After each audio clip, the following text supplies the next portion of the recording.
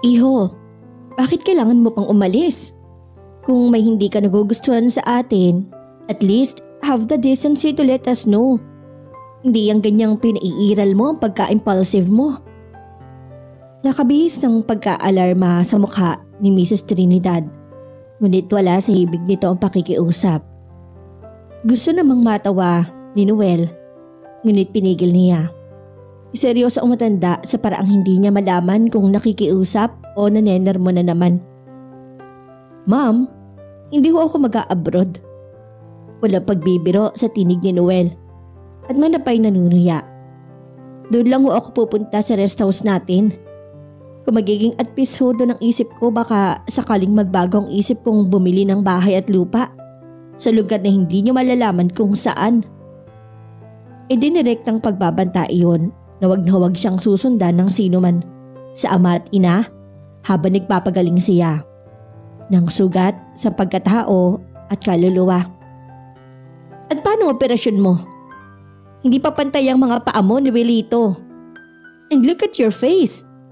Gusto mo bang ganyan na maging itsura mo habang buhay? Maraming magagawa sa iyong plastic surgery. You can be as good as new. Paika-ikang lumayo si Noel kay Mrs. Trinidad.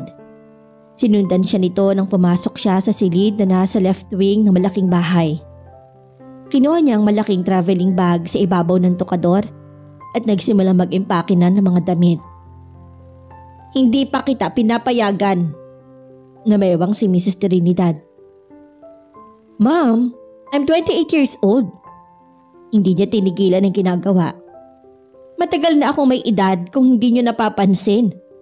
And I'm not asking your permission. Nagpapaalam lang ako para sa kapakanan niyo ni Daddy. Para matahimik ang isip niyo. At utang na loob pa pala namin to ng daddy mo sa iyo. In my honest assessment, ganun na nga ho lumalabas. Okay, Noelito. Sa wakas ay nagpahinuhod ito, ngunit matindi ang babala ng hangin sa mga kondisyones na kaakibat niyon. Tatawagan ko si Dr. Palma. Magsasama ka ng special nurse para... Wala ho akong isasamang kahit na sino. Putol niya. Natigilan si Mrs. Trinidad. Nakipagtitigan sa anak. Ngunit mas matatag ang determinasyon ni Noel na for once, wag naman siyang magpatalo sa usaping ito sa pagitan nilang mag-ina. Okay. Nagbaba na ng tingin ng matanda. Pero babalik ka sa araw ng operasyon mo. Ipapa-schedule ko na kay Dr. Palma. I'm not going to undergo another surgery. Either. Noelito? You heard me right, Mommy. Paano si Shirley? Pakakasal ka ba sa kanya with that limp of your leg? With that... Natigilan ito saka naiiling na nagbawi ng tingin. Na para bang hindi nito kayang tagalan ang tumingin sa sira niyang mukha. With my horrored face? Mabait siyang humiti. Kung talagang mahal pa ako ni Shirley, she'll find her way. You know her, Ma'am. No one can say no to Shirley Acosta. Wala nagawa si Mrs. Trinidad nang lumulan si Noel sa sasakyan. Hindi ito sanay na sinusuway ng anak. At ngayon nagkasirngay na si Noel, hindi niya tuloy malaman kung papaano nga harapin ang sitwasyon. Binuhay ni Noel ang makina ng sasakyan. Iho. Bye, Ma'am. Tatawagan mo ako, okay? Dal mo ba ang cellphone mo? Hindi ho. I'm settled. Does it satisfy you? Mamimiss kita. Lumambot na nagmamatigas sa damdamin ni Noel. Ako din, Mom. Mamimiss ko kayo ni Daddy. Tugon niya. Pero I have to do this, understand? Kailangan gawin ko to bago pa ako mabuwang. Kailan ka babalik? Nagkibit siya ng balikat. But I'll take care of myself for you. On my own way and not by the surgeries you insist. Give my love to Daddy. Pagkaraan ng maraming pagkaligaw ay natuntun din ni Noel ang rest house nila sa Iba, Zambales. 4 na taon na kasi siyang hindi nakakarating doon. Tayo niya namang magtanong sa mga nadaraan ng magsasakat mangingisda sa kalsada. Ayaw niyang manakot ng kapwa. Dalawang palapag ang malaking rest house at maluwag ang compound. Nakaharap ito sa malinis at bughaw na dagat. Hindi naaabuso ng tao ang tubig, ngunit ang bundok sa bandaroy malinaw ng nakakalbo. Huminga siya ng malalim. Kung maari lang din sanang bilhin ng salapi ang preskong hangin ng kalikasan, kapalit ng artificial na lamig na pinagkakaloob ng aircon. Binuksan ni Noel ang gate ng rest house saka pinasok ang kotse. Dati may mag-asawa silang katiwala roon. Ngunit nang mamatay ang panganay ng mga ito na nakatira sa Mindoro, umuwi ang mag-asawa at hindi na nagbalik. Di umano, wala mag-aaruga sa naulilang mga apo. Malinis na malinis ang bahay nang pumasok siya. Parang may kamay na nagpapala. Kinakabahang nagpalinga-linga si Noel sa paligid. Naghahanap ng bakas ng kaluluwang maaring nananahan doon. Nakahinga lang siya ng maluwag nang mapansing saradong-sarado ang malalaking bintana. Well, that explains everything. Anya na hinahaplos ang mga kasangkapang wala ni munting bakas ng alikabok. Natulog siya ng hapong yon at sa kaunahang pagkakataon mula nang maganap ang aksidente niya sa kotse. Ngayon niya lang ulit ganap na tinamasa ang biyayang idinudulot ng pahinga sa pagal na katawan at isip. Hindi pa sana siya magigising kung hindi niya narinig ang malakas na palahaw ng isang paslit. Napakalapit ng tinig nito. Parang sa salas lamang ng bahay ng gagaling. Dali-dali siyang nagbangon. Isinuot niya ang kamisetang isinumpay sa headboard ng kama at saka mabilis, ngunit maingat na bumaba ng hagdan. Huwag ka sabing maingay. Narinig ni Noel ang masuyong tinig ng isang babae. Magigising ang senyorito. Aray ko naman nahay, ang sakit. Masyado ka kasing malikot. Hayan ang napala mo. Sumilip si Noel sa gabay ng hagdanan na malalaki ang pagitan. Nakita niyang hinahaplos ng isang kabataang babae ang noo ng isang batang babaeng parang pinilas dito ang anyo. Nasa 5 hanggang 6 na taon ang edad nito. Napakaganda ng dalawang nilalang sa paningin ni Noel. Pinupunasan ng ina ang mga luha sa pisngi ng anak sa pamamagitan ng laylayan ng duster na suot nito. Bahagya ng nasilip ni Noel ang mapuputi at bilugang hita ng babae. Para namang naramdaman nito ang presensya niya. Nag-angat ito ng muka at nagsalubong ang mga mata nila. Napahiya, biglang binitawan ng babae ang laylayan ng duster. Ay, gising na pala kayo, senyorito? Pinagbasta niya ang mukha ng babae. Nakatitik ito ng tuwid sa kanyang mga mata, bagaman tila nahihiya. Wari hindi nito nakikita ang kapinsalaan sa kalahati ng kanyang mukha. Maganda ang babae. Malalaki ang mga mata nitong nadidisenyuhan ng malalantik na pilik na sa mga manika niya lamang nakikita.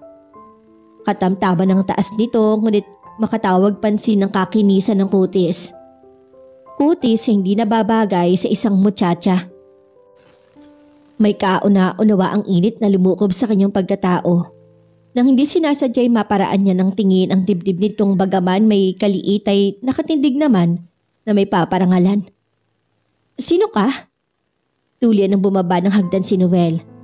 Itinago niya sa kalamigan ng tinig ang pagkaantig na nadarama. Napansin niya ang reaksyon ng bata nang mapatingin to sa kanya.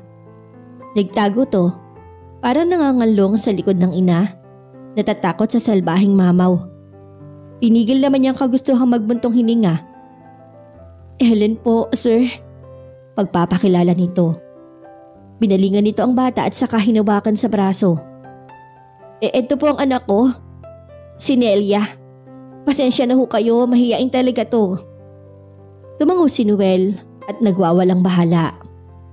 Anong ginagawa niyo dito? Dito po kami nakatira, senyorito. 2 taon na po. Alanganing tugon ni Ellen. Kami po ang katiwala niyo. Nabigla may hindi napahalata si Noel. Hindi niya inaasahang may makakasama siya sa bakasyong balak niyang ipagkaloob sa kanyang sarili ng solo. At hindi niya yun naiibigan. Sinong kumuha sa inyo? Usisa niya. Si Ma'am Esper po. Mami niya ang tinutukoy nito. Taga Maynila din po ako at dinala lang niya ako dito. Tumalikod si Noel. Naaasiwa bagamat wala siyang nababasang pagkagitla o pagkahabag sa mga mata ng babae. Naiinsulto naman siya sa mga panakaw na sulyap sa kanya ni Nelia. Bagay na kalokohan. Bata to. At ang mga bata, karaniwan ang hindi marunong magsalang-alang sa damdamin ng iba. Hubad sa pagkukunwari ang mga damdamin nila. Sa mata ng isang paslit, masasalamin mo ang totoo sa sarili mo. Gagamitin ko ang bahay, sabi ni Noel. Maghanap muna kayo ng ibang matitiran hanggat naririto ako. Natulala naman si Ellen at namutla. Bibigyan ko kayo ng pera para makaluwas ng Maynila. Babayaran ko ng buo ang upa sa inyo ni Mami para sa susunod na 2 buwan. Senyorito, wala ho kaming mapupuntahan. Wala ba kayong kamag-anak sa Maynila? Muli siyang humarap sa mag-ina ngunit ibinaling niya ang muka sa anggulong hindi masyadong malalantad ang kanyang mga sugat sa pisngi. Sandaling natigilan ng babae at pagkaway umiling. Ang asawa mo? Wala po akong asawa, senyorito. Hindi na nag-usisa pa si Noel. Hindi na bago sa kanya ang mga babaeng may anak ngunit walang asawa. Hayaan niyo na lang kami ng anak ko dito, senyorito. Nakikiusap ang himig nito. Hindi ho magulong bata si Nelia at saka masipag ho ako. Hindi ho kami makakabala sa inyo. Hayaan niyo na lang ho kami. Naalarma ang ekspresyon ni Ellen ngunit tila iiyak ang malalaki nitong mata. At hindi mapaliwanag naman ni Noel kung bakit salip na siya ang kaawaan. Siya ang nakadama ng habag sa mag-ina. Madaling nagpaliwanag si Ellen kung napapano siya nito nakilala. May malaki silang family portrait na nakasabit sa isang living room. Bagaman doon ay makinis na makinis pa ang mukha niya at matikas sa matikas ang pagkakatindig. Nakita ko ho ang kotse sa garahe. Galing kasi kami ni Nelia sa ninang niya sa bayan. Sinilip ko ang mga kwarto at saka to natigilan na parang napahiya. Pero kumatok muna ako, senyorito. Kaya lang tulog na tulog pala kayo. Hindi ko na kayo ginising pa. Nagising ako sa iyak ng anak mo. Pasensya na kayo, hindi na ho mauulit. Idinulot ni Ellen ang inilaga nitong kape sa harap niya. Sandali lang yung hinipan ni Noel at saka unti-unting nilagok. Hindi niya sinulyapan si Nelia na nakikita niya mula sa gilid ng mga mata. Nakatayo sa isang panig ng kusina. Saan kayo natutulog? Diyan ho. Itinuro nito ang pinto ng kwarto sa pinakadingding ng kusina. Gamitin niyo ng mag-ina yung isang guest room sa taas. Masyadong malit yung silid na yon para sa inyong dalawa. Maayos na ho kami dyan.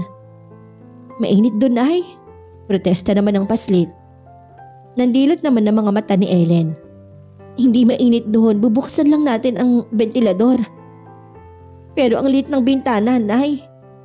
Dinangkal pa nito sa maliliit na daliri kung gaano kaliit ang ibig nitong sabihin. Humingi naman ng dispensa ang tingin ni Ellen sa kanya. Tama si Nelia, sabi ni Noel. Marami namang silid sa itaas, bakit magtitiis kayo dun? Hindi naman ho kami bisita. Nakadama ng paghanga si Noel sa paninindigan ni Ellen.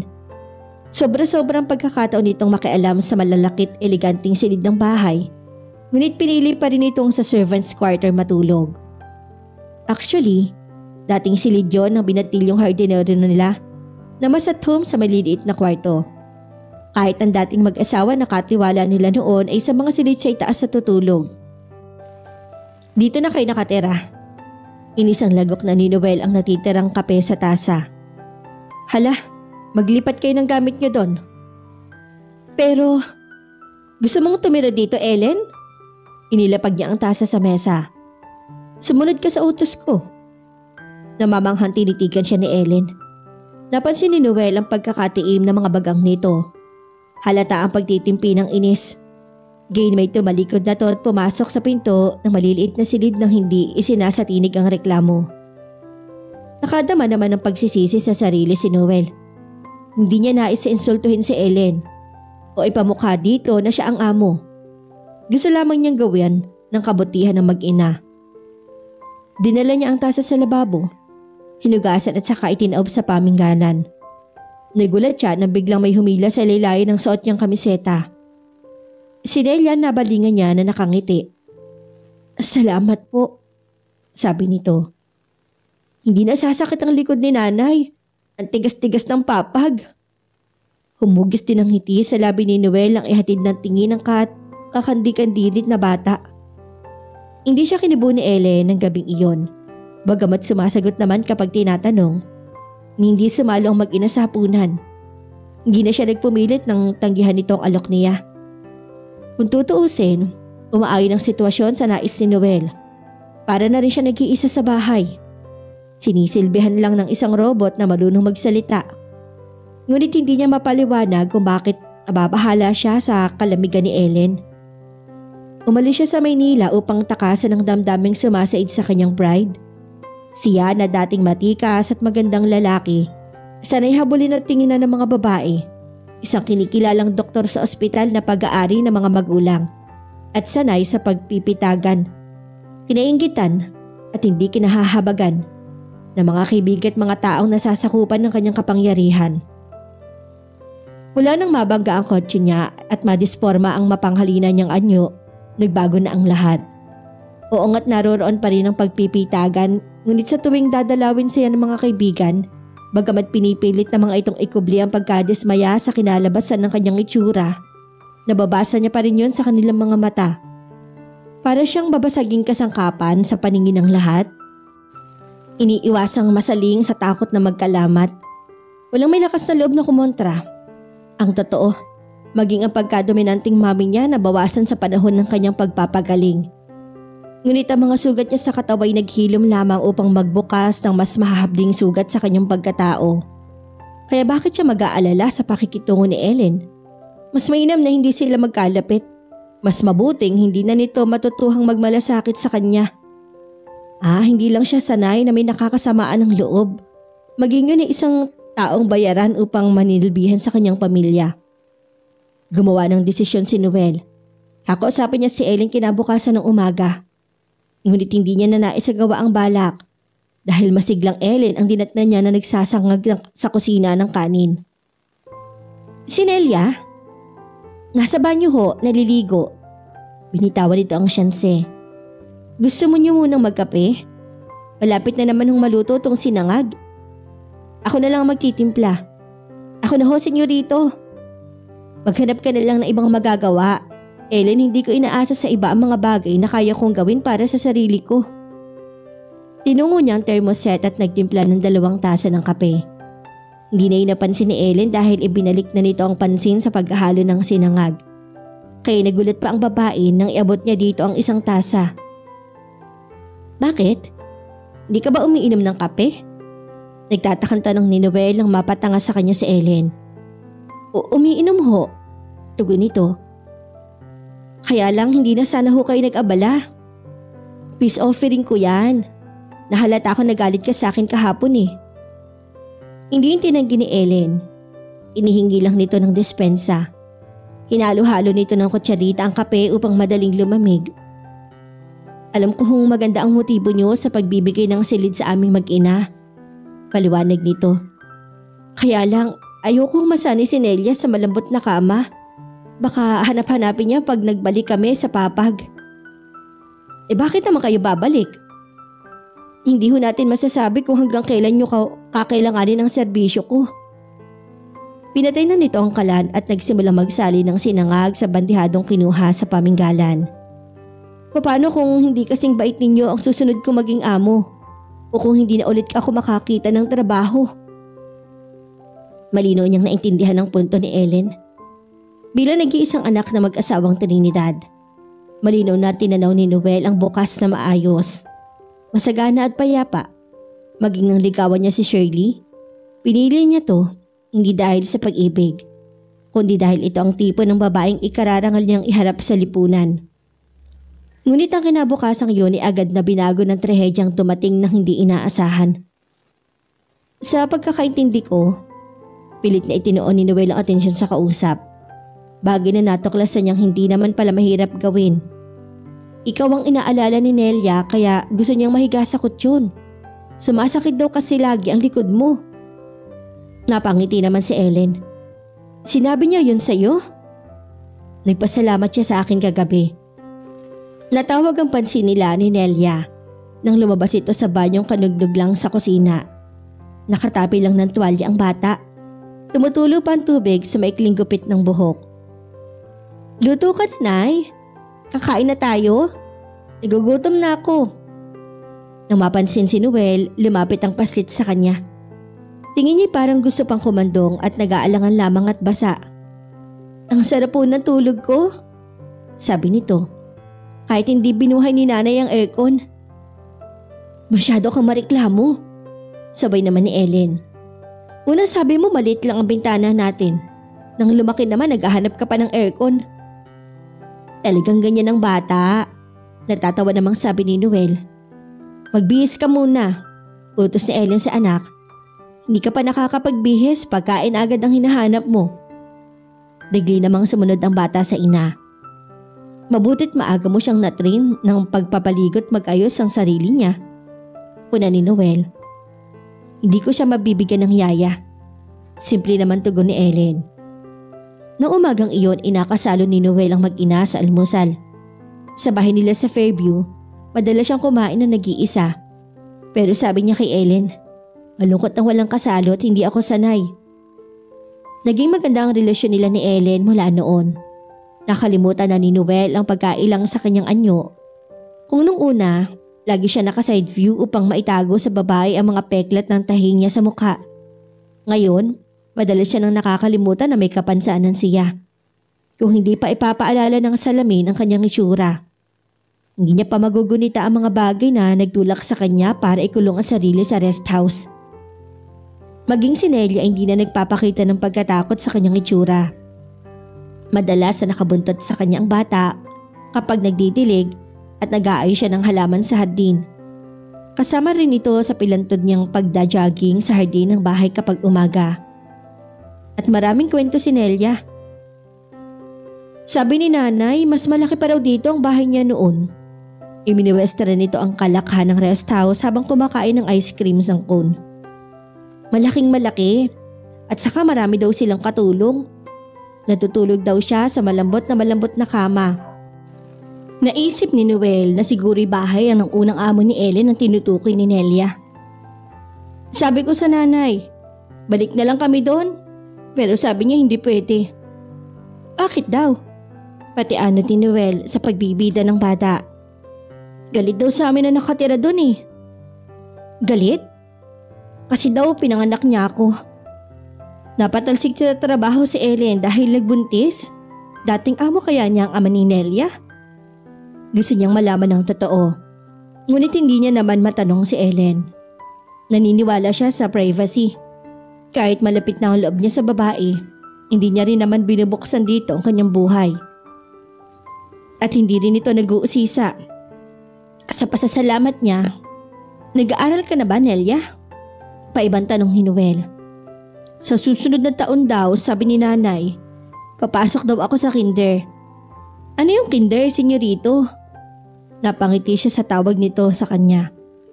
Wag mo na akong tatawaging senyorito ha. Ano?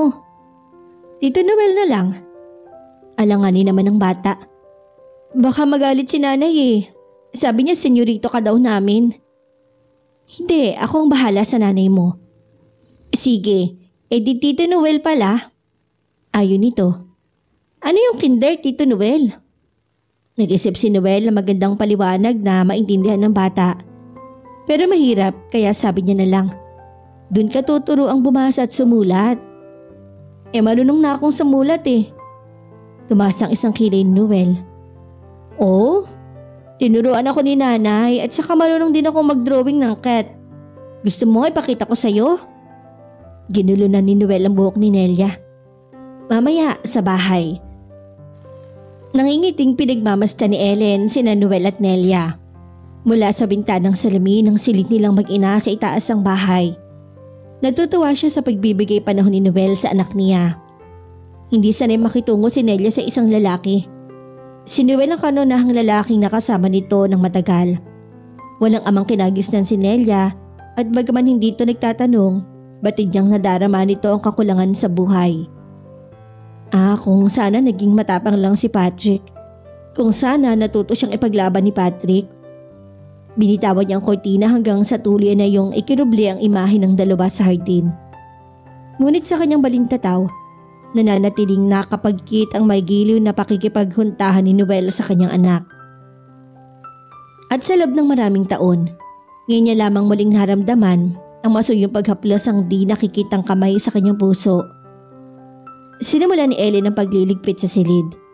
Inilagay niya sa marumihan ang pinagbihisang damit ni Nelia na basa na lang iniwan at sa ibabaw ng kama. Nagmamadali kasi itong makababa upang sabayan si Noel sa pag-ehersisyo. Nag-aalis siya ng mangilang-ngilang agyo sa kisame nang matawag ang pansin niya ng maliit na kahon ng sapatos na nakapatong sa ibabaw ng aparador. Kabisado niya ang mga laman niyon kahit matagal niya na rin hindi binubuksan. Inabot niya ang kahon at muli pinagsawa niya ang mga mata sa mga larawan niya noong araw. Nahagip niya ang larawan nila ni Patrick nung graduation ball nila sa high school. At kagaya ng dati, muling bumaha ang alaala sa kanyang balintataw. Loko ka, Patrick. Ayoko na ganyang biro. Tiningnan niya ng matalimang kasayaw. Baka may makarinig sa'yo, masumbong pa tayo sa papa ko. Hihinaan ko na lang ang boses ko. Nanunod yung bulong ni Patrick. Pero hindi ako nagbibiro, Ellen. Ayoko. Hindi mo ako mahal. Binablackmail mo ko eh. Dumiin ang pagkakahawak niya sa balikat ng lalaki. Ellen, pag nag-college tayo, matagal bago tayo ulit magkita. Pangungumbinsin nito. Ipapadala ako ng mga parents ko sa Los Angeles, alam mo yan. Gusto ko masigurong akin ka na maghihintay kang talaga sa pagbabalik ko. Maghihintay ako, promise. Itinaas pa ni Ellen ang kanang kamay sa hangin. Tayo pa rin? Siyempre, hindi kita ipagpapalit kahit na ayaw sa ng papa ko. Paniniguro niya. Kung ganun, anong kinatatakot mo? Magpapakasal din naman tayo pag nakatapos na tayo ng college. Kumbaga, mag-a-advance lang ako. Nagtaas baba ang palad ni Patrick sa kanyang likod at bewang. Humahagod, nanunuyo. At sa dibdib ni Ellen, may isang banyagang damdaming nagigising. I love you, Ellen. Bata pa tayo, Patrick. Pilit niyang pinaglalabanan ng init na nagpapabaga sa kanyang pisngi. We're 16? Hindi na bata yun. Alam na natin kung anong gusto natin. Giit naman ito. Come on, Ellen. Kung aalis tayo ngayon, makakauwi ka sa oras sa gaya ng pangako mo sa papa mo. Nang gabing iyon ay pinagkaloob niya ang lahat-lahat kay Patrick. Aalis na si Patrick at magkakalayo na sila. At kahit totoong hindi pa handa si Ellen sa maagang pag-aali ng sarili sa lalaking iniibig, hindi siya nakatutol sa kagustuhan ni Patrick. Mahal niya si Patrick. Mahal na mahal. Noon, kinipit ni Ellen ang dibdib ng suot niyang duster. Hanggang ngayon ay sumisigid pa rin sa puso niya ang kirot sa tuwing babalikan niya ang nakaraan. Ngunit hindi na pag-ibig ang dahilan. Matagal na yung namatay. Mula nang ipinagpalit siya ni Patrick sa Pilipinang naging kaklase nito sa Amerika. Ngunit ang kirot na dulot ng betrayal nito ay hindi nawawala. Na-reduce ang pakiramdam niya sa pagiging persona non grata. Isang walang kwentang tao at isang mumurahing babae. Lalo na nang itakwil siya ng kanyang ama. Ibinalik niya mga larawan sa kahon at muli pinangako niya sa sarili na hindi niya na muling bubuksan yun hanggat hindi hinihingin ng pagkakataon. Isang pangako yung laging nasisira tuwing nangangarap siya ng isang buong pamilya para kay Nelia. Na para bang ang nangyayari sa buhay nila ay bangungot. Kailangan niya pang rekesahin ang mga anino ng kahapon sa isip upang makumbinsi ang sarili na ang bangungot at realidad ay may iisang kahulugan para sa kanilang mag-ina. Isinauli niya ang kahon sa ibabaw ng aparador. Kung siya lamang ang masusunod, matagal niya na sana yung sinunog. Ngunit kakailanganin niya yun sa hinaharap kapag nagdemanda ng paliwanag si Nelia tungkol sa kahapon nilang mag-ina. Nanay? Nanay? Dali-daling humarap si Ellen sa salamin pagkarinig sa tinig ng anak. Pinahid niya ng palad ng bakas ng luhang naglalandas sa pisngi sa kanginitian ng sarili. Naging mahina na siya nun. Ngayon kailangan niyang magpakatatag para kay Nelia. Nagpapahinga si Noel sa sofa at parang pagod na pagod. Samantalang ikot naman ng ikot si Nelia na parang may hinahanap. Nasaan yung blackboard ko, nanay? Nandun sa dati nating kwarto, bakit? Ipapakita ko kay Tito Noel ang drawing ko ng cat. Tito Noel? Nangunot ang noo ni Ellen sabay tingin sa lalaki. Ako ang nagsabi sa kanya na gano'n ang itatawag niya sa akin. Nakangiting sabi nito. At ikaw Ellen, tigilan mo na ang katatawag ng senyorito sa akin. At huwag mo na rin akong pupuin, wala pa akong uban. Pero, no buts, okay? Wala akong kaibigan. At may hirapan ako makipagkaibigan sa'yo kung ang tingin mo sa sarili mo katulong lang. Yun naman ang totoo eh. Kapait na sabi ni Ellen. Katiwala niyo lang kaming mag-ina. Tawagin mo na lang akong doktor, nanay. Sabat naman ni Nelia nang magbalik sa salas dala ang maliit na blackboard. Doktor pala si Tito Noel. Alam na ni Ellen. Minsan ang nabanggit sa kanya ni Ma'am Esper ang propesyon ng nag-iisa nitong anak. Proud na proud si Mrs. Trinidad kay Noel. Ngunit wala itong nababanggit tungkol sa kapansanan ng lalaki. Well, for 2 years, hindi na ako doktor. Kaya Noel na rin ang itatawag mo sa akin. Okay, Ellen? Utos ba yan? Humalikip-kip siya. Tanggap niyang bilang alilay karapatan ng isang amo ang utos-utusan siya. Sa gawaing bahay, ngunit hindi sa mga bagay na nangangailangan ng personal niyang pagpapasya. Hindi niya inaasahan ang tugon ni Noel. Nakikiusap ako. Sandali siya nag-isip at bagaman naaasiwa siya sa idiniya ni Noel, nagagalak din siyang maituring na isa sa mga kaibigan nito. Ikaw ang bahala. Pagkaway ayon niya. Umaliwala sa mukha ni Noel nang paalpasin ang nakabiting ngiti sa labi. Malinsangan ng gabing gumising kay Ellen. Bukod pa sa nakakahiyang tagpong nasulyapan niya sa panaginip. Humihingal siyang tumitig sa kisame ng silid. Parang totoo. Damang-dama niya pa ang sumpit ng hininga ni Noel sa kanyang mukha. Ang masuyo nitong paghagod sa kanyang bewang. Pataas tungo sa mas sensitibong parte ng kanyang katawan. Ginigising siya sa pangangailangang kahit tagal ng niyang nalimot. Malakas siya napabungan ng hininga. Nagpa siya siyang magtungo sa kusina nang makaramdam siya ng panunuyo ng lalamunan. Maingat siyang bumangon upang hindi magising ang nahihimbing na anak sa kanyang tabi. Hindi niya na pinagkakaabalahang buksan ng ilaw pagdating sa kusina. Kabisado niya ng bawat sulok ng bahay na iyon. Tanging ang liwanag lang ng ref ang pumuno sa paligid. Nagsalin siya ng orange juice para sa sarili. Hindi ka rin makatulog? Muntik nang mabitawan ni Ellen ng pitsyel na ibinabalik sa palamigan. Sa tulong ng konting liwanag, naaninagan niya si Noel na nakaupo sa dulong sigla ng dining set. May hawak itong baso na nalalamanan ng kaunting likido. Sa harap nito'y nakatindig ang isang bote ng alak. Hindi kita napansin. Nahintakot ang sabi ni Ellen. Dinala niya sa labi ang baso habang hinahamig ang sarili. Kanina ka pa ba dyan? Ayaw kong dalawin ng antok eh. Tugon nito. Si Nelia? Natutulog na. Nagising lang ako dahil maalinsangan. Isinara niya ang ref at inisang lagok niya ang natitirang inumin sa baso. Pinindot niya ang switch ng pen light sa dingding upang iwan ng malamlam na liwanag si Noel. Sige, papanik na rin ako. Baka pwede mo akong samahan? Ha? Napalakas ang pagkakalapag niya sa baso sa lababo. Tensyon na tensyon siya sa pag-iisa nila ni Noel na para bang nakasulat sa kaniyang mukha ang kabuuan ng kanyang panaginip na para bang mababasa iyon ni Noel sa kanyang mga mata. Nahihiya siya kay Noel, ngunit mas nahihiya siya sa kanyang sarili. Wala nang dumating si Noel sa rest house. Oras-oras na bahagi na ito ng kanyang isipan. Minsan, may mga pagkakataon pa kang gusto niya nang aminin sa sarili na umiibig siya kay Noel. Ngunit pag-ibig na bang matatawag ang nadarama niyang kaligayahan kapag nakikita nagkakasundong mabuti sina Nelia at Noel? Pag-ibig na bang matatawag ang makonsiderasyong pakikipagkaibigan ni Noel sa kanya Ano't ano man batid niyang walang kapupuntahan ang damdamin niya.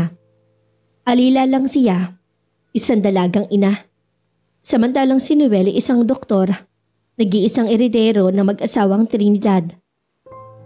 Samahan mo makako ako kung pwede. Agad nitong dinugtong. Nakakainip ang walang kausap.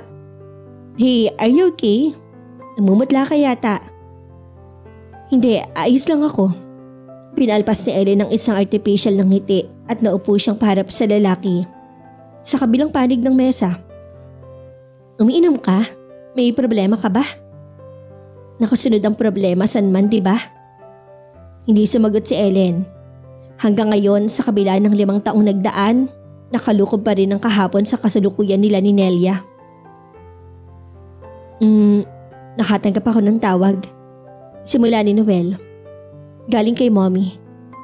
Pinauwi ka na? Hindi siya narinig ni Noel. Ayoko sanang sabihin. Halos natitiyak ko nang kukulitin na naman niya akong sumailalim sa panibagong operasyon. Pero naisip ko, paano kung may isang may sakit sa kanila ng daddy o kaya kung may namatay? Bahagya ng hunot ang noo ni Ellen. May hindi may paliwanag na emosyon siyang nababasa sa mga mata ni Noel. Galit? Disappointment? Misery? Engaged na si Shirley sa iba. Shirley? May pinong kurot na kumurot sa puso ni Ellen. Hinintay niya na lang na mawala ako. She doesn't even have the decency to let me know that she's quitting. At ang masakit, sa pinsang buo ko pa siya bumaling. Sinamsam ni Ellen ang kanyang emosyon. Gusto niyang tulungan si Noel. At hindi niya yun magagawa kung hindi niya unang tutulungan ng sarili. I'm sure hindi niya alam kung anong nawala sa kanya. Pangungunsula naman ni Ellen. Hindi napapalitan ng isang gaya mo, Noel. Napatunayan niya ng kaya niya. And she makes a fool out of herself. Namamanghang tumingin sa kanya si Noel at saglit na nag-alala si Ellen na baka dahil iyon sa di sinasadyang paghulagpos sa kanyang mga Ingles. Siya na isang muchacha. Paano niya ipapaliwanag kay Noel ang pagkukunwari nang hindi niya isasakripisyo ang sariling dignidad? Sa malas, iba ang tinatakbo ng isip ni Noel. Sinasabi mo lang yan para i-console ako, di ba? Tanong nito. Totoo, hindi nga siguro ako magagawang ipagpalit ni Shirley sa iba kung walang nabago sa akin. Kung hindi ako na-aksidente sa kotse, hindi na ako ang lalaking ikararangal niyang iharap sa lipunan. Walang masama sa iyo, Noel. Stop pretending. May diin sa tinig nito. Iniharap nito sa kanyang sugatang pisngi. Hindi mo ba nakikita yan? Kung ako ang naging ama ni Nelia, hindi mo kaya ako ikakahiya? Hindi. Tsaka ang sagot ni Ellen. Dahil ang pag-ibig, may matang tanging sa kanya lang. Nagmamahal hindi sa panlabas, kung hindi sa kaibuturan ng pagkatao. Sabi nilang isang babae daw na nagmamahal ay nakatingin sa kulay rosas sa salamin. Walang maling nakikita, walang pangit. Hindi alam ni Ellen pero sa sinabi niyang yun ay para niya na ring ipinagtapat kay Noel ang kanyang damdamin. Pero ang salaming yun ay nababasag kapag namantsahan. Kapag natuklasan mong ang tao palang minamahal mo ay hindi mo kilala. Hindi mo nakikilala ang isang tao base lang sa itsura niya, hindi ba? Base ba yan sa karanasan mo, Ellen? Nanlamig ang mga palad niya. Handa na ba siyang ibahagi sa ibang kanyang sarili?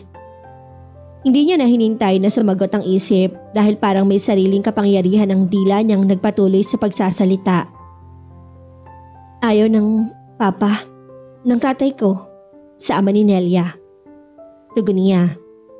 Sa panahong naniniwala akong hindi niya kami pababayaan, pinagpalit niya kaming mag-ina sa ibang babae. Nabasag ang salamin, Noel. At nasugatan ako. Kahit walang nabago sa kanyang itsura. Kahit walang nadagdag sa mga nunal niya. Hindi na siya ang dating lalaking nakilala ko. Sinaid ni Noel ang alak na laman ng baso. Hindi lahat ng sugat, Noel, ay nakikita ng mata. Tumidig na si Ellen at bagaman nanginginig ang kanyang tuhod sa emosyong nagbabantang sumambulat, taas niyoon paring nilisan ng kusina na parang walang anumang nangyari. Lingid sa kaalaman niya, lalo lamang niyang pinatingkad ang paghangang nararamdaman ni Noel sa kanya. Haya na lang, bitch, Nobel, pero kahit minsan hindi pa kita nakitang naglangoy. Mabilis ang kilos ni Ellen habang nagpapalaman ng egg salad sa tinapay. Tenang maligo, tayo ni Nelia. Matagal na rin hindi nakakapag-bitch ang bata. Hindi ko kasi pinapayagan kapag nag-iisa. Nararamdaman ni Noel ang ginagawa ni Ellen ng lahat at na magagawa nito upang ilayo ang isip niya sa problema. At bagaman wala sa plano niya ang lumabas ng bahay, habang nasa rest house, wala naman siyang puso upang biguin si Nelia. Sige na Tito Noel. Excited ang bata na nakakalong sa kanya. Promise, mag-aaral ulit ako magbasa mamaya pero langoy muna tayo ni nanay. Marunong ka bang mag-swim? Tanong niya. Hindi po, kaya nga tuturuan niyo ako, diba? Magandang exercise ang swimming sa paa mo, Noel. Tukoy naman ni Ellen sa pagkakapilantod niya. In a week or 2 baka mawala na yan. Operasyon ang kailangan para magpantay ang paa ko. Napatingin sa kanya si Ellen. Kung ganon, bakit? Ayoko na Ellen. 7 operasyon ang inabot ko mula nang mangyari ang aksidente. Sawa na ako sa kirot. Pero kung yun na makabubuti, wala namang garantiya na magpapantay ulit ang mga paa ko. Ayoko nang sumugal. Kailangan tanggapin nila ako for what I am right now. Eto na ako.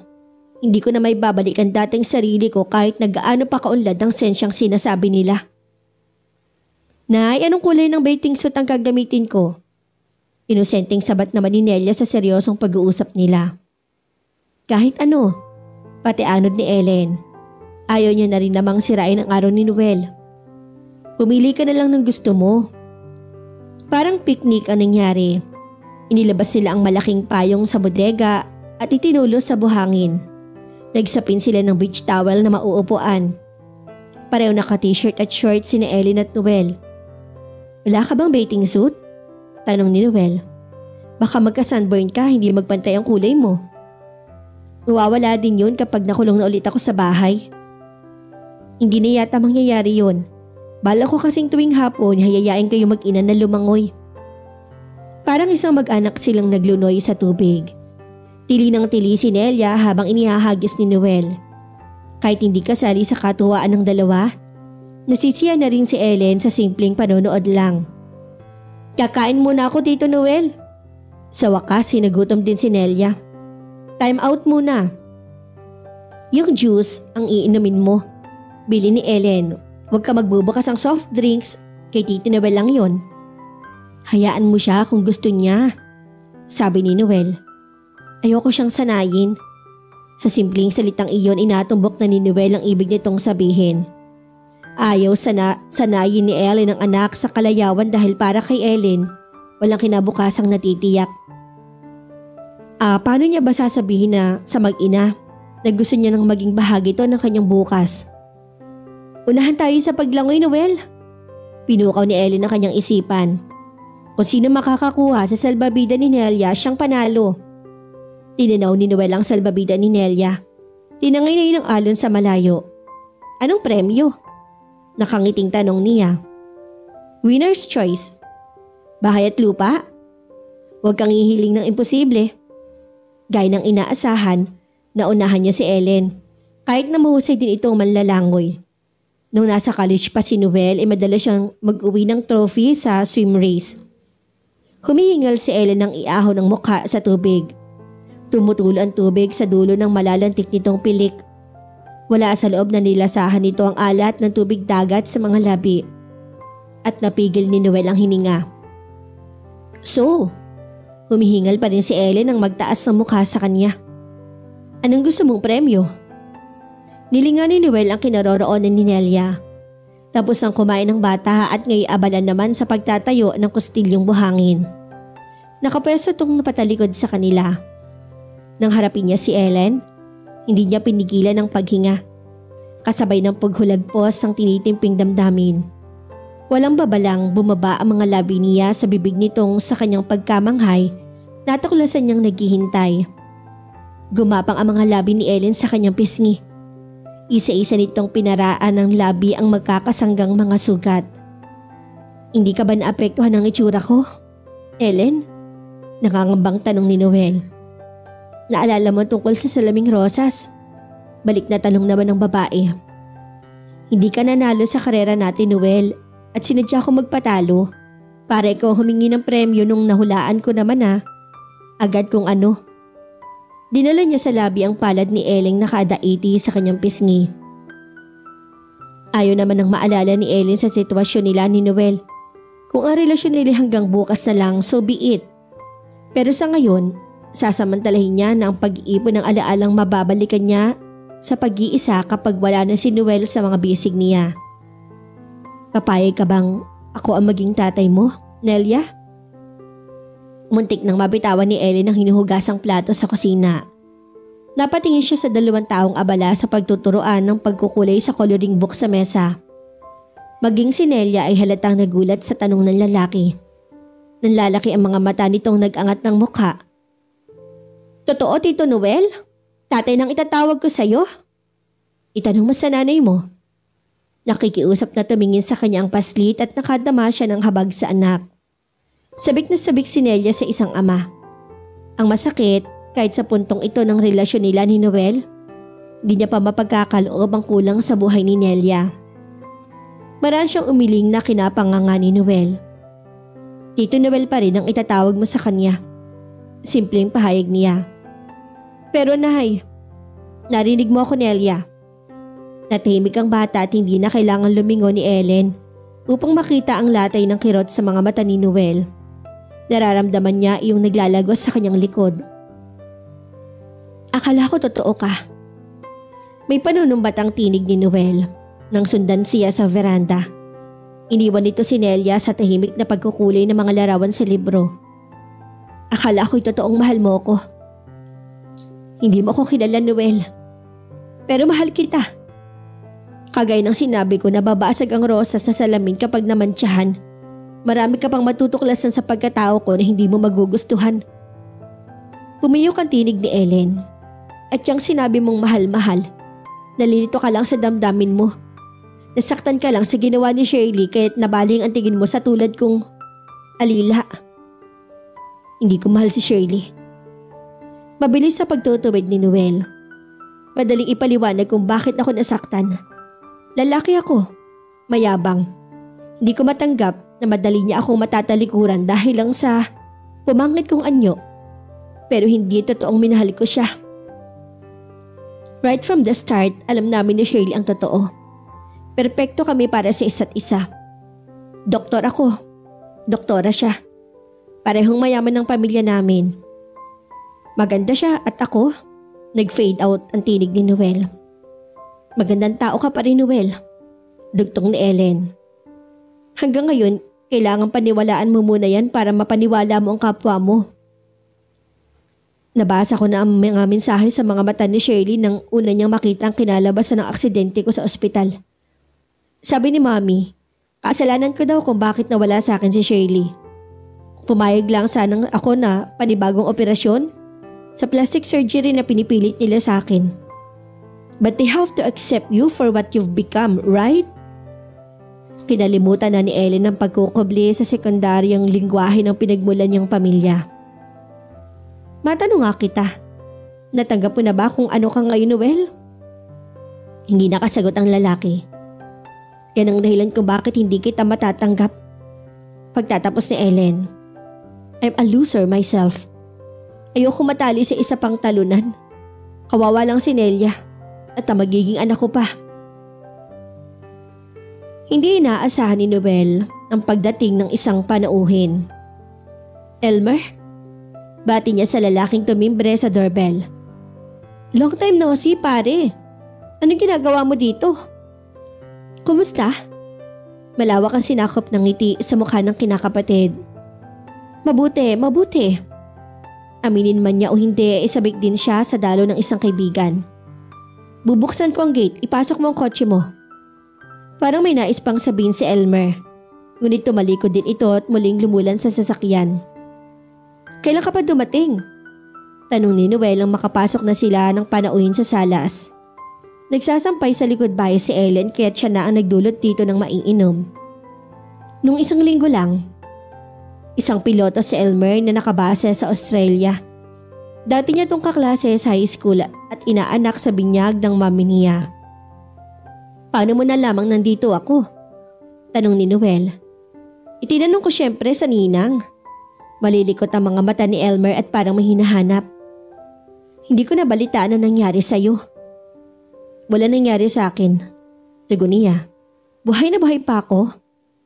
I'm glad na hindi pala totoo ang sabi ni ninang. Sabi nito, nag-eermitanyo ka daw dahil dinidibdib mo ang nangyari. Sa isang banday totoo ang sinabi ni Mrs. Trinidad kay Elmer. Dinidibdib niya ang nangyari noon. Marahil ay hindi pa rin siya nakaka-recover hanggang ngayon kung hindi niya natagpuan ang kagandahan ng buhay sa pagkatao ni Ellen. May kasama ka dito? Paibang tanong ni Elmer. Oo, katiwala namin, si Ellen. Saka yung anak niyang si Nelia. Maya-maya lang lalabas na yon. Nagsasampay ng nilaban ng mag-ina sa likod bahay eh. Sa pagitan ng kumustahan at balitaan nila ni Elmer, napansin ni Noel na parang malayo ang focus ng konsentrasyon nito. Hindi ito mapakali sa pagkakaupo. Hanggang sa lumabas si Ellen. Hanggang sa mapako sa kinatatayuan si Ellen pagkakita sa panauhin niya. Ellen? Nanula sa mga labi ni Elmer. Kumunot ang noo ni Noel. Magkakilala ang dalawa. At may hinalang nabuo sa isip niya. Hinalang pinagtibay pang lalo ng ginawa ni Ellen. Binalingan nito ang aking na anak. Pumanik ka sa kwarto. Huwag ka bababa hanggat hindi kita tinatawag. Madiin at tila galit na utos ito sa anak. Pero nay, pumanik ka. Dali-dali namang sumunod si Nelia. Ngayon lang nakita ni Noel ang darker side ng pagkataong iyon ng babae. Si Ellen na laging masuyo kung mangusap, nakangiti at magalit may mapagtimpi, nawawala ng kontrol sa sarili. Kumusta ka, Ellen? Hubakbang si Elmer papalapit sa babae. Hindi pansin ang nagdududang tingin ni Noel. Siya ba ang... Lumipad ang kamao ni Noel sa nguso ni Elmer. Hindi na siya nag-isip at sinunod niya ang biglang silakbo ng damdamin. Takanta ka si Ellen, takanta ka din si Elmer. Ang hindi nila alam, takanta ka din si Noel sa sarili niya. Kailanman, sa buong buhay niya hindi pa siya nanakit ng kaibigan. Gaano man kalala ang kasalanan niyon sa kanya. Ngunit si Elmer ay napagbuhatan niya ng kamay. Iyan ang hiwaga ni Ellen. Bakit? Sa wakas sinatagpaan din ni Elmer ang tinig. Para yan sa kasalanan mo kay Ellen. Tiimbagang nasabi ni Noel. Para sa maraming taong nagpapaalila siya. Kaya nga ako naririto. Pinahid ni Elmer ang dugo na kumalat sa labi. Matagal ko na siyang hinahanap. Kung hindi ko pa nalaman sa ninang na binigyan niya pala ng trabaho si Ellen, hindi ko pa malalaman kung nasan siya. Hindi mo siya madadala. Pinalang pa siya ni Noel.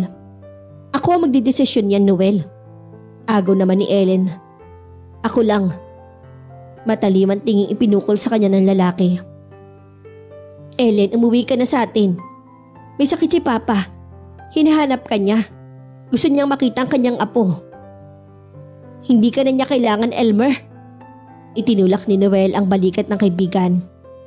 Umalis ka na bago pa may mangyaring masama sa'yo. Ellen, nagpapatulong naman ang tawag ni Elmer. Unti-unting lumambot ang ekspresyon ng babae. Humakbak siya papalapit kay Elmer. Tinabig si Noel sa pangaharas sa panauhin. May sakit siya? Parang natauhan na binalingan niya si Noel. Ikaw na muna ang bahala kay Nelia, sasama ko kay Elmer. Pero babalik ako, Noel, babalik ako. Hindi makapaniwala si Noel. Pagkatapos ng pag-aabando ng ginawa ni Elmer sa mag-ina, nakalaan pa rin itong sumugal sa piling ng lalaking minsan ang nagtaksil. Nasaan ang sinasabi ni Ellen mantsa sa kulay rosas na salamin? Totoo nga bang namatay ang pag-ibig? Pero hindi niya na maitatanong iyon kay Elsa. Lula na to nang papala yung kotse ni Noel. Pumandik siya sa silid nito. Inabutan niya doon si Nelia na nakaupo sa kama at wari nag-iisip. Ang nanay? Tanong nito nang maramdaman ng presensya niya. Nagkibit balikat siya. Kilala niyo po ba yung mama kanina? Hindi nakasagot si Noel. Masasabi niya ba sa 5 taong gulang na paslit na ang mamang yun ay ang taksil nitong ama? Parang kilala ko siya, Tito Noel. Maya-maya sabi ni Nelia. Para siya yung mamang nakita ko sa mga picture na tinatago ni nanay. Picture? Natotop ni Nelia ang bibig. Huwag mong sasabihin kay nanay, Tito Noel ha. Ayaw niyang pakikialaman ko yung mga picture na yun. Papaluin ako nun. Na-curious at tumango si Noel. Nasaan yung sinasabi mong pictures? Salip na sumagot, hinila ni Nelia ang isang stool. Pilit itong inabot ang kahon ng sapato sa ibabaw ng aparador. Nang makuha iniabot sa kanya. Kinakabang, nirikisan ni Noel ang mga larawan. Mga larawan yun ng isang lalaking hindi pamilyar sa kanya. Binasa niya ang lagda sa dedication sa likod ng litrato. Patrick. Kung ganun, sino si Elmer sa buhay ni Ellen? Sinagot siya ng isang family portrait na nakuha niya sa kailaliman ng kahon. Samantala, Ellen, mahinang-mahina ang tinig ng matandang lalaking nakaratay sa kama. Halos hindi na makita ang yayat nitong katawan na nakalubog na halos sa kutsyon. Ellen anak. Papa. Humakbang siyang papalapit sa matanda. Salamat nagbalik ka. Sabi nito. Nasa si Nelia ang apo ko. Hindi ko siya nadala. Pinatatag niya ang tinig ngunit hindi niya mapagtagumpayan. Pero susunduin ko siya bukas. Ipakikilala ko kayo sa kanya. Patawarin mo ako anak. Ihingi mo ako ng tawad sa aking apo. Papa, wag mo na kayong aalis. Wag muna. Naaantig na tinalikuran ni Elmer ang tagpong iyon. Masakit pa ang sugat na dinulot ng kamao ni Noel sa kanyang bibig. Ngunit mas makirot ang sugat sa kanyang puso. Bakit nga bang ngayon lang nila natutuhang magpatawad? Bago tuluyang lumabas ang silid si Elmer, narinig niya pa ang tugon ng kanyang ama sa samo ng bunsong kapatid. Hindi pa ako aalis, Ellen. Marami pa akong utang na babayaran sa inyong mag-ina. Kay Mrs. Trinidad, nalaman ni Noel ang kwento ni Ellen.